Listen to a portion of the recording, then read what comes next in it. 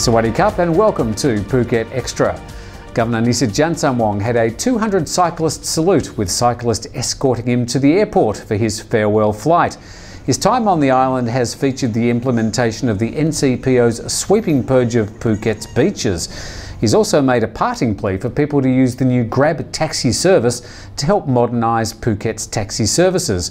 While 150 vehicles are registered with Phuket's Grab taxi, only 44 have passed all the checks and are operating across Phuket. Police are wrapping up their 5-month investigation into Rohingya migrant trafficking and warrants issued for the arrest of 232 suspects involved in the human trade and money laundering. Earlier this year, 32 graves, believed to belong to Bangladeshi and Rohingya migrants, were found on the Thai-Malaysian border. The Thai penchant for whitening their skin has taken another dangerous turn. This time it's a chlorine soap, a new whitening fad where you rub your skin with chlorine to keep it pale. Yes, chlorine, the stuff that they put in swimming pools to make your eyes sting. Well, the makers claim it helps to whiten skin and reduce the accumulation of bacteria within 1 to 2 weeks. But a chemist at Kasat Sat University says the new product is very dangerous and shouldn't be used on a person's skin. Go figure.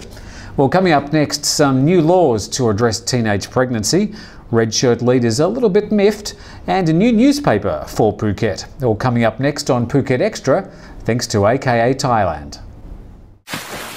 We're surrounded by water, so teach kids the most important survival skill for their confidence and for their safety.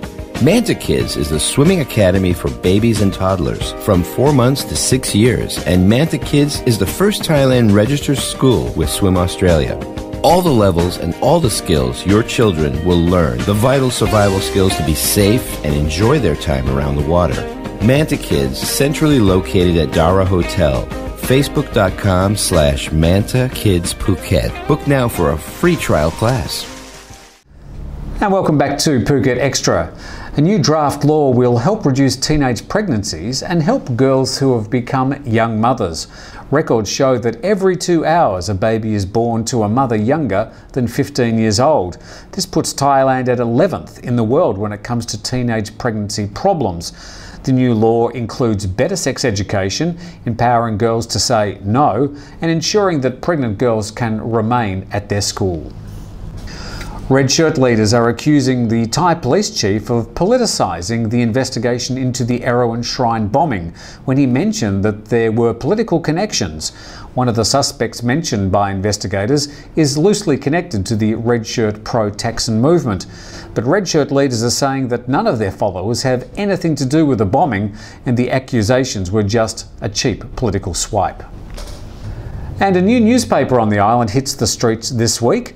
The Phuket News will have a new Chinese cousin called Hu Jitao Xinwen hitting the streets this Friday. The new paper will be distributed through the usual 600 locations around the island, as well as through local Chinese tour operators. The new paper joins the Phuket News and the Russian Novosti Phuketa as the biggest newspaper network on the island. Right, time for the weather.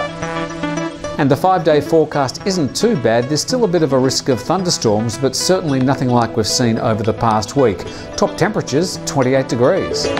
And checking Thursday's surf report, we've got southwesterly winds of up to 11 kilometres an hour, a low swell of only 0.5 of a metre, and tomorrow's sunrise at 13 past 6. Well, that's the weather for today in Phuket. Looks like we've seen the worst of the rain behind us, but still maybe a little bit ahead. Thank you for joining us today, and thanks to AKA Thailand. We're back again tomorrow.